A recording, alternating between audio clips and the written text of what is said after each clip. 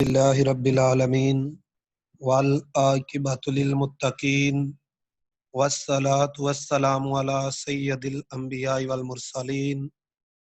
اما بعد فاعوذ باللہ من الشیطان الرجیم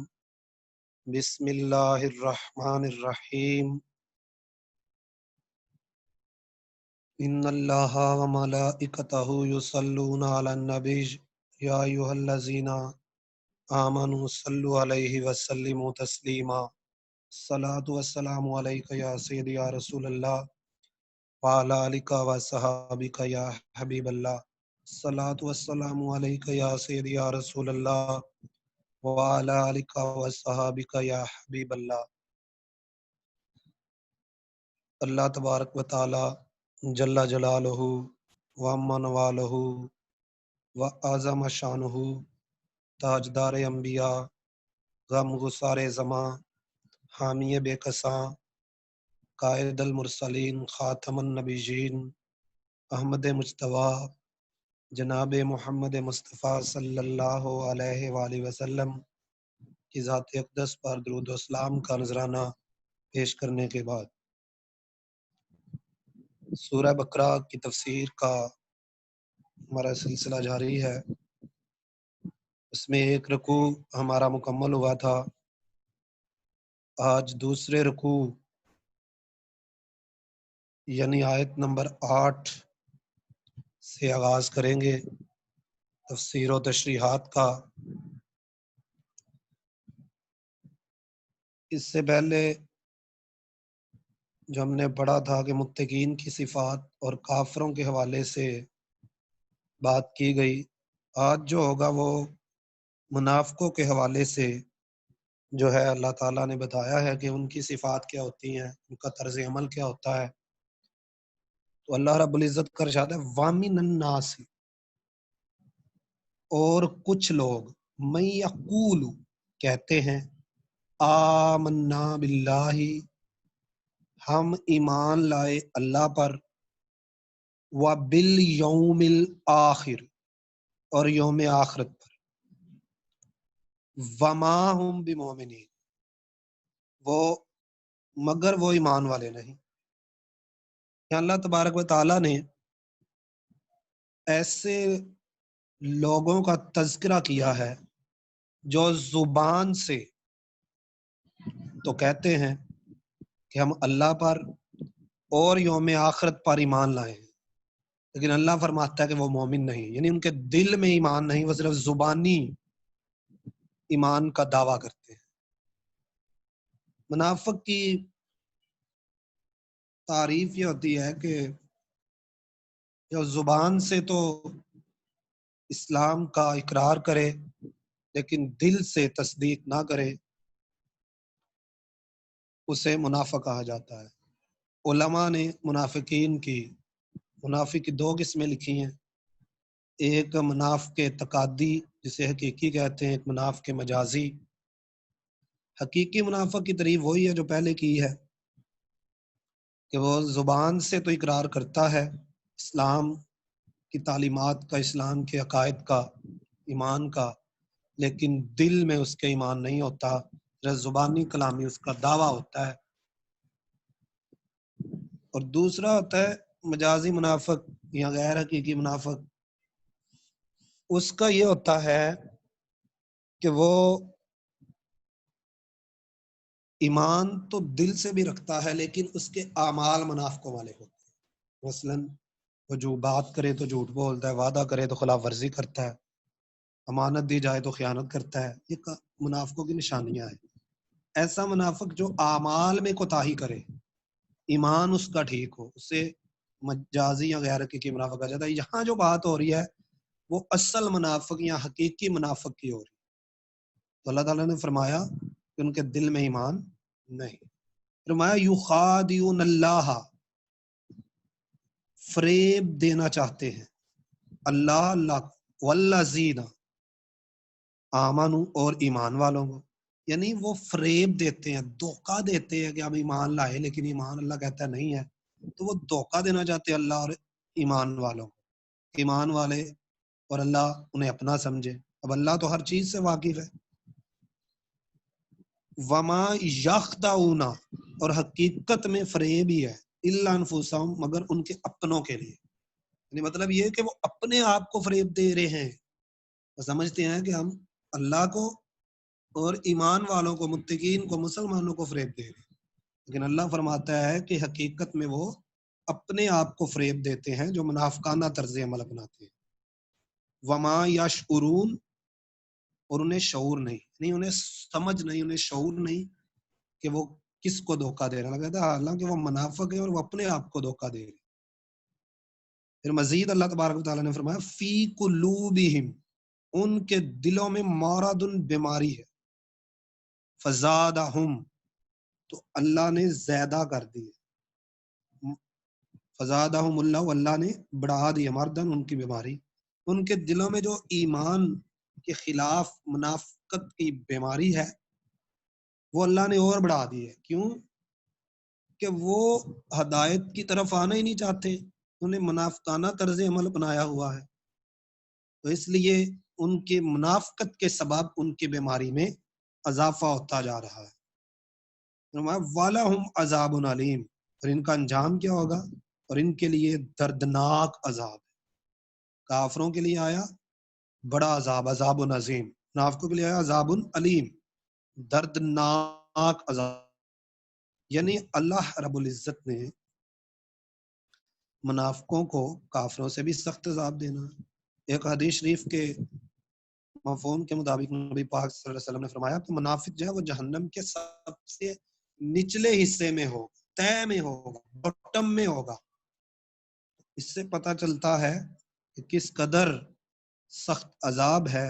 منافقانہ طرز عمل اختیار کرنے والوں کے لیے۔ اللہ کے بعد ہمیں اس منافقانہ طرز عمل سے بچائے۔ آگے اللہ فرماتا ہے بما کانوا یکذبون، یہ عذاب اس لیے ہے کہ انہوں نے جھوٹ بولا ہے، کہ ہمیں جھوٹ کی وجہ سے انہوں نے جھوٹ بولا ہے، ہم ایمان لائے ہیں، اللہ کے ایمان نہیں لائے، زبانی دعوے، حقیقت کچھ اور ہے، اس لیے اللہ نے کہا ان کو دردناک عذاب ہے، یکذبون، جھوٹ کی وجہ۔ پھر اللہ تعالیٰ مزید فرماتا ہے وَإِذَا قِيلَ لَهُمْ لَا تُفْسِدُوا فِي الْأَرْضِ، وَإِذَا قِيلَ لَهُمْ، اور جب ان سے کہا جائے لا تفسدوا فی الارض، زمین میں فساد نہ کرو، قالوا، تو کہتے ہیں انما نحن مصلحون، ہم تو اصلاح کرنے والے۔ منافقین کی ایک علامت یہ بھی بتائی گئی کہ جب ان سے کہا جاتا ہے کہ تم زمین میں فساد برپا کر رہے ہو، فتنہ ڈال رہے ہو، تو آگے سے کہتے ہیں نہیں، ہم تو اصلاح کرنے والے ہیں، ہم تو سنوارنے والے ہیں۔ الا، خبردار، انہم، بے شک، ہم المفسدون، وہی فسادی ہیں، ولکن لا یشعرون، مگر انہیں شعور نہیں۔ اللہ فرماتا ہے اس میں کوئی شک نہیں، خبردار، الا کا لفظ تنبیہ کے لیے ہوتا ہے، خبردار کرنے کے لیے، وارننگ کے لیے ہوتا ہے، خبردار سے بچ جاؤ، یہ فسادی ہی ہیں، یہی فساد کرتے ہیں جو کہتے ہیں ہم اصلاح کرنے والے ہیں، لیکن ان کو شعور نہیں ہے۔ وَإِذَا قِيلَ لَهُمْ، اور جب ان سے کہا جائے آمینو، ایمان لاؤ، کما آمن الناس، جیسے اور لوگ ایمان لائے، جب ان سے کہا جاتا کہ جیسے دوسرے لوگ ایمان لائے، یعنی صحابہ کرام کے ایمان کو اللہ تعالیٰ نے نمونے کے طور پہ منافقوں کے سامنے رکھا کہ ان کی طرح ایمان لاؤ، پھر تمہارا ایمان قابل قبول ہوگا، پھر تم ایمان میں پختہ سمجھے جاؤ گے جب صحابہ کی طرح ایمان لاؤ، جب ایمان حضرت بکر صدیق کی طرح ہوگا، جب ایمان عمر فاروق کی طرح ہوگا، جب ایمان عثمان غنی کی طرح، جب ایمان حضرت علی رضی اللہ تعالیٰ عنہ کی طرح ہو، ان طرح ایمان لاؤ۔ تو وہ آگے سے پھر کہتے ہیں قال، تو کہیں گے انؤمن، ہم ایمان لائے، کما، جیسے آمن السفہاء، بیوقوف لوگ ایمان لائے، جو اعوذ باللہ صحابہ کو وہ بیوقوف سمجھتے ہیں جو ایمان لانے والے، کہتے ہیں ہم ان کی طرح ایمان لائے، بیوقوف لوگوں کی طرح۔ تو یہ منافقوں کا طرز عمل ہے۔ تو اس سے یہ بات بھی ثابت ہوتی ہے کہ ہمیں ایسی صفات سے بھی بچنا چاہیے جو منافقانہ صفات ہوتی ہیں، اور یہ بات بھی ثابت ہوتی ہے کہ جو لوگ صحابہ کی مخالفت کرتے ہیں، اللہ نے تو ان کو رول ماڈل ایمان کا بنا کے پیش کیا ہے، جو ان کی مخالفت کرتے ہیں وہ منافقانہ طرز عمل اپناتے ہیں، ان کا متقین سے کوئی تعلق نہیں ہے۔ الا خبردار، انہم بے شک وہ، ہم السفہاء وہ خود بیوقوف ہے، علامت خبردار وہ تو خود بیوقوف ہے، جو صحابہ کو بیوقوف کہہ رہے ہیں، متقین کو بیوقوف کہہ رہے ہیں، خود بیوقوف ہیں، ولکن لا یعلمون مگر جانتے نہیں۔ پھر اللہ تبارک و تعالیٰ نے آگے فرمایا وَإِذَا لَقُوا الَّذِينَ آمَنُوا، جب ایمان والوں سے ملے، لقو ملتے ہیں، الذین آمنوا ایمان والوں سے، قالوا کہتے ہیں منا ہم ایمان لائے، یعنی جب منافقین ایمان والوں سے ملتے ہیں تو انہیں کہتے ہیں ہم تو ایماندار ہیں، ہم ایمان لائے، نہیں مثلا کہ پیچھے نمازیں پڑھتے، یہ آگے سورہ منافقون آگے چل کے اس کا تذکرہ تفصیل سے آئے گا، کیونکہ یہاں اللہ تعالیٰ نے جو کہ متقین کا ذکر کیا، پھر کفار کا کیا، منافقین کا کیا جا رہا ہے۔ تو جب ایمان والوں سے ملتے ہیں اللہ فرماتا ہے کہ یہ کہتے ہیں کہ ہم ایمان لائے، وَإِذَا خَلَوْا إِلَّا شَيَاطِینِهِمْ، اور جب اپنے شیطانوں کے پاس اکیلے ہوں، یعنی اپنے بھائیوں کے پاس، اپنے جیسوں کے پاس، قالوا تو کہیں انما معکم ہم تمہارے ساتھ ہیں، ان کو کہیں ہم تمہارے ساتھ ہیں، یہ ان کی دوغلی پلیسی منافقانہ طرز ہے۔ ایمان والوں کے ساتھ ملے کہتے ہیں ہم تمہارے ساتھ ہیں، ہم ایمان والے ہیں، اور اپنوں کے ساتھ ملے، اپنے منافقانہ طرز عمل اپنانے والوں کے ساتھ ملے، ان کو اللہ تعالیٰ یہاں شیاطین کہا ہے، تو کہتے ہیں ہم تمہارے ساتھ ہیں۔ انما نحن مستہزئون، ہم تو یوں ہی مذاق کرتے ہیں، مومنوں سے تو ہم مذاق کرتے ہیں، ایمان والوں سے ملنے ان سے تو مذاق کرتے ہیں کہ ہم ایمان والے ہیں، ہم تو اصل میں تمہارے ساتھ ہیں، یہ اپنے شیطانوں کو کہتے ہیں۔ اللہ یستہزئ بہم، اللہ ان سے استہزاء فرماتا ہے جیسا اس کی شان کے لائق ہے، بہم ویمدہم فی طغیانہم، اور انہیں ڈیل دیتا ہے، یعمہون کہ سرکشی میں بھٹکتے رہے، اللہ ان سے استہزاء فرماتے ہیں جو اس کی شان کے لائق ہے، اور انہیں ڈیل دیتا ہے کہ اپنی سرکشی میں بھٹکتے رہیں، یعنی اللہ ان کی پکڑ نہیں کرتا، گرفت نہیں کرتا، ان کو ڈیل دے دیتا ہے کہ یہ اور زیادہ سرکش ہو جائیں، کیونکہ ایک مقام پہ اللہ تبارک تعالیٰ کے قرآن مجید کی ایک آیت کا مفہوم ہے کہ اللہ رسی کو ڈھیل دیتا ہے اور جب کھینچتا ہے تو پھر اس کی گرفت بڑی سخت ہوتی ہے، اور ایک اور مقام ہے رب کا عذاب بڑا شدید ہے۔ اولئک الذین، یہ وہ لوگ ہیں، اشتروا جنہوں نے خرید لیا، الدلال بالہدا، ہدایت کے بدلے گمراہی خریدی ہے منافقین نے، مومنوں نے تو گمراہی کے بدلے ہدایت خریدی ہے، منافقین نے ہدایت کے بدلے گمراہی خریدی ہے۔ فما رابحت تجارتہم، تو ان کے سوا کچھ نفع نہ لایا، وما کانوا مہتدین، اور سودے کی راہ جانتے ہی نہ تھے، یعنی انہوں نے کوئی نفع حاصل نہیں کیا اس تجارت سے، یہ جو گمراہی خرید لی ہے ہدایت کے بدلے میں، اس تجارت سے ان کو کوئی فائدہ نہیں ہوا، ان کے لیے نقصان کا سودا ہے، گھاٹے کا سودا ہے، تو پتہ ہی نہیں کہ ہدایت کا راستہ کون سا ہے، میرا ہدایت کے راستے کو اپنایا ہی نہیں ہے۔ تو آگے اللہ تبارک و تعالیٰ نے مثال دے کر جو ہے سمجھایا ہے کہ یہ کیسے لوگ ہیں، مَثَلُهُمْ كَمَثَلِ الَّذِي، ان کی کہاوت، ان کی مثال اس طرح کی ہے، اسْتَوْقَدَ نَارًا، جیسے کسی نے آگ روشن کی، فَلَمَّا أَضَاءَتْ مَا حَوْلَهُ، اور اس سے ارد گرد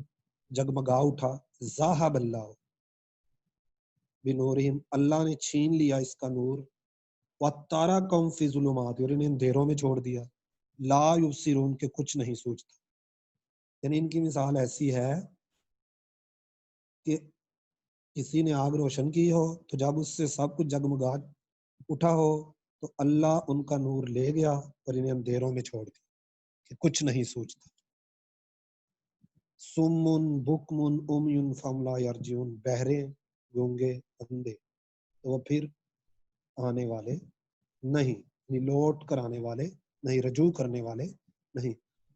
او کا سیب من السماء، یا جیسے دوسری مثال، یا جیسے آسمان سے اترا پانی، فیہ الظلمات، اس میں اندھیرے ہیں، ورعد و برق، اور گرج چمک ہے، یعنی ایسے بادل، زوردار بارش، اور اس میں بجلی کی چمک گرج، یجعلون اصابعہم، نے کانوں میں انگلیاں ٹھونس لی اس کی آواز سے، شدت کی، فی اذانہم، من السواء کی حاضر الموت، اور کڑک کے سبب موت کے ڈر سے، یعنی کڑک اور موت کی وجہ سے اپنے کانوں میں انگلیاں ڈال لیتے ہیں، کتنی گرجدار آواز۔ واللہ محیط بالکافرین، اور اللہ کافروں کو گھیرے ہوئے ہے، احاطے میں لیے ہوئے، قبضے میں لیے ہوئے ہے۔ پھر فرمایا یقعد البرق یخطف ابصارہم، بجلی یوں معلوم ہوتی ہے کہ ان کی نگاہیں اچک لے جائے گی، یعنی وہ بجلی جو چمکتی ہے ان کو یوں لگتا ہے کہ ان کی آنکھیں نکال لے گی۔ کلما اضاء لہم مشوا فیہ، جب کچھ چمک ہوئی اس میں چلنے لگے، یعنی جب تھوڑی بجلی چمکی، روشنی ہوئی تو چلنے لگے۔ وَإِذَا أَظْلَمَ عَلَيْهِمْ قَامُوا، اور جب اندھیرا ہوا ان پر تو کھڑے رہ گئے۔ وَلَوْ شَاءَ اللَّهُ لَذَهَبَ بِسَمْعِهِمْ، اور اگر اللہ چاہتا تو ان کے کان اور آنکھیں، وابصارہم، اور آنکھیں، ان اللہ لے جاتا، یعنی چھین لیتا، یعنی اس بجلی کی کڑک سے ان پہ ایسے وہ عذاب کی صورت میں نازل کرتا، ان کے کان اور آنکھیں، ان کی سماعت اور ان کی بصارت ختم ہو جاتی۔ ان اللہ علی کل شیء قدیر، بے شک اللہ ہر چیز پر قادر ہے۔ تو یہ تھا ہمارا سورہ بقرہ کا دوسرا رکوع، جو مختصر تفسیر کے ساتھ، ترجمے کے ساتھ کمپلیٹ ہوا، جس میں منافقین کے حوالے سے بات کی گئی تھی۔ اللہ کی بارگاہ میں دعا ہے اللہ تبارک و تعالی ہمیں صحیح معنوں میں قرآن مجید کو سمجھنے اور اس پر عمل کرنے کی توفیق عطا فرمائے۔ وما علینا الا البلاغ المبین۔